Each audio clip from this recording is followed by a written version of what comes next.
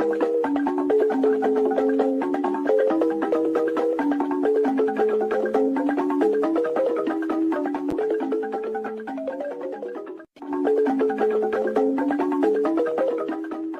have no mercy for those that come to disrupt the restoration of this struggle. We don't negotiate with anyone. We will never do that. Because when you do things like that, you encourage the same thing to be inside the government, and they will continue to do what they are doing. There's an added access.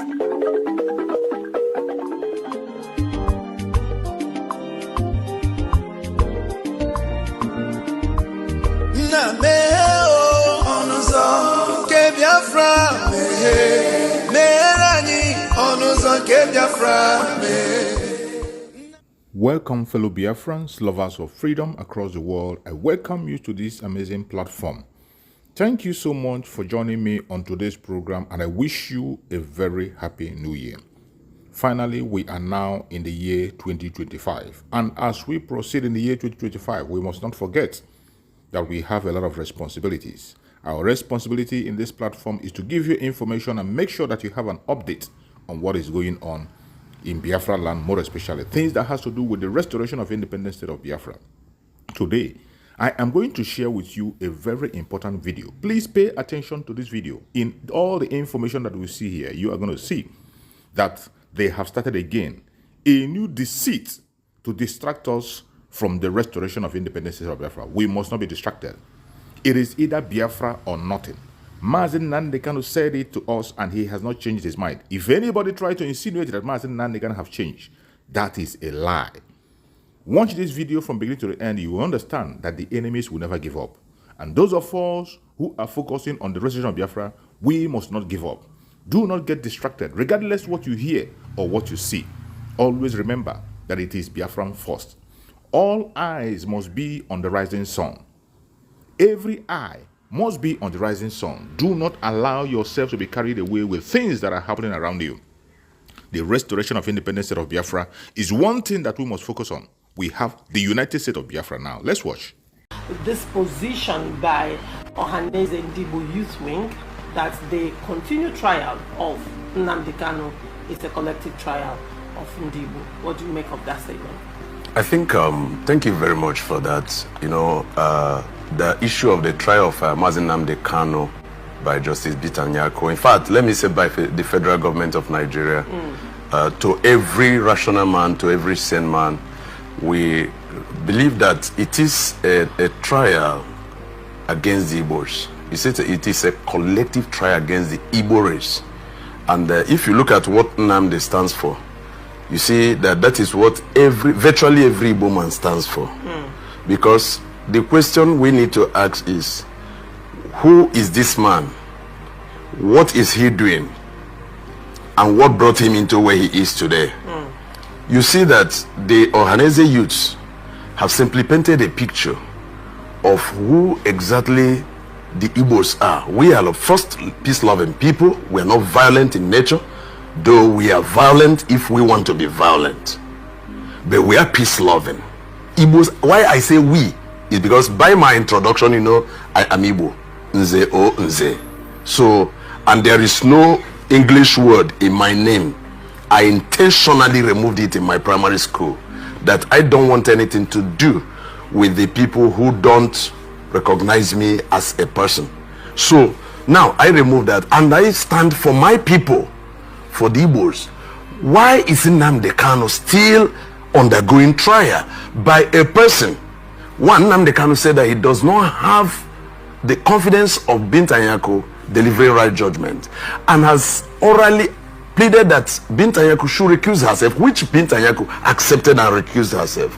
Now, when the file went back to the chief judge, so say, brother, what do you people want to achieve? And the young man you are incarcerating since 2021 till now, this is 4 years. You are holding this young man severally.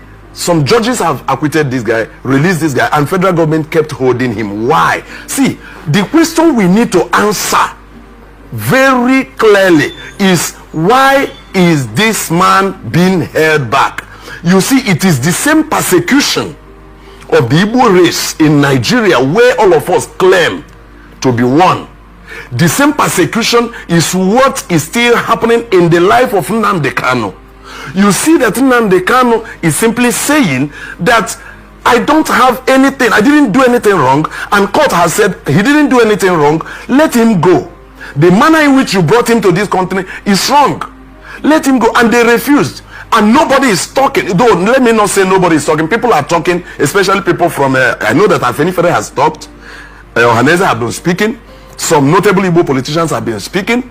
But some few persons who felt that Igbos are second-class citizens in Nigeria, and perhaps, if I may say, those that have been defeated in war, for that reason, they must be subjected to where they are. But they forget to know that even though they try to manipulate some of these things, the truth will still remain there. I am a post-war child, and everything that happened before the war, during the war, and after the war have been handed over to me by my grandmother, in whose hand I grew. So, and I am making sure that I'm transmitting the same information to my children. Why the war? Why IPOB? Why proscribing this organization even when they were armless? Why proscribing them? You see that what started the same deception British government sold to Nigerian government before independence is what they are still carrying, which is still keeping people to where we are today. Because nobody will talk about Biafra without mentioning what started in the January coup 1966. Now, January Q 1966, the army did what they did. It was among themselves. What concerns those who are in the field of in the military and those who are doing their petty business on the streets of Kano? That after that January 1966 coup, you now see the pogrom that emanated. These are the things that we are considering as Igbos that have been done against us, that's supposed to keep a kind of, if I may say, grudge against Nigerian government, against Nigerian people. But yet, because Igbo people are enterprising, Igbo people are free-hearted people, Igbo people don't have unnecessary grudge, we let go all those things and we continue. Look at the kind of killing that happened in the streets of Kano that government of the then government of Gowon refused to look at. Now, by the time they finished, the war broke out because Ojukwu said, you can't be killing my people like this. The same killing that happened in 1967, July 1967, that after that, Ojukwu said no. Instead, let me go with my people. Because you can't be, we are humans, for God's sake. We are not animals. I'm coming. We are humans. We are not animals. Now, you keep on killing seamlessly. Nobody harasses you. Nobody interjects you. They keep on, Ojukwu now declared Biafra. They say you can't go. They say you can't go. Then they started fighting us with the aid of this same British government and other world leaders. They fought until the war came to an end. They say no victor, no vanquish. We agree. No victor, no vanquish. Where are the Igbos still today? Was it not the same marginalization that has been happening that made Wazirike came up in 1999 with movement for the actualization of sovereign state of Biafra Masob? And he did what he did. He was arrested. His men were arrested. And you discover that most of the war veterans in the area of any indictment or anything, because we know our prime minister didn't do anything wrong. He is doing exactly what we are doing. All the killings that the Southeast and South delegitimized governors are doing, that is what our prime minister Simon Ekpa was preventing. That is what Nnamdi Kanu was preventing. And the whole world have seen how Finland took away our prime minister. And within that period, hundreds of innocent Biafrans have been murdered by Christopher Musa and Tinubu using the reintegrated terrorists that they imported into the Nigeria territory. That is what is going on. And that is something that Biafrans have risen up and said, no more. So we are still waiting for Finland to accuse our prime minister of anything. They've held our prime minister going to almost 3 months now, 90 days. He did not commit any crime. But from what Finland has done, we have now discovered there is a history of what Finland is doing to suppress Christians, to suppress freedom of speech, and to destroy innocent Biafrans using the globalist agenda, which Finland is part of right now. That is what Finland is doing. Prime Minister Simon Ekpa has not committed any crime. You put him away. Now going to 3 months because you partner with Nigerian state, a terrorist state that have very, very low score and record in human rights. Finland is now part of that. That is exactly what they are doing. How else could one explain holding our prime minister for almost 90 days without indicting him yet? You isolate him. You want to break him psychologically. And you think we are just going to sit down and watch you and your cohorts in Nigeria. Your cohorts in Nigeria, they will get it real hard. It's a promise. It's a promise. Because at the end of the day, we know this battle between Nigeria and Finland and Biafra, we are going to see how it's going to end up. So we heard that some of the items they took from the prime minister, they are returning them. They are yet to send out any indictment. The one that we saw, I think last week, where they now said that it has something to do with a charge on the use of a name like Masters of Law, something like that. We understood that that is not true. That there's no charge like that. Maybe some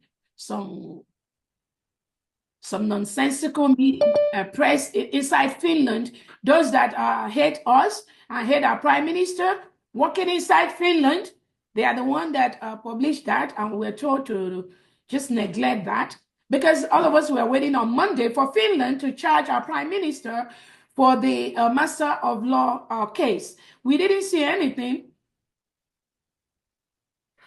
And again, what Finland is doing is unacceptable. We have those innocent Biafrans that they picked up with our prime minister. They are still in bondage in Finland. Those innocent individuals can still not use their bank account, can still not get a job, can still not do so many things inside Finland. And some of them, they have their name on the terrorist list by the Finland government. How can you put somebody's name in a terrorist list and you've not even indicted that person as a terrorist? What country does that?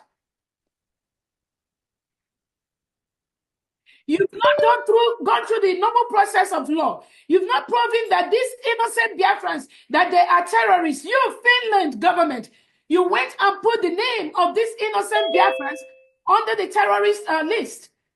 Why should you do that? And you think the world does not know what you are doing? You think Donald Trump does not know what you are doing?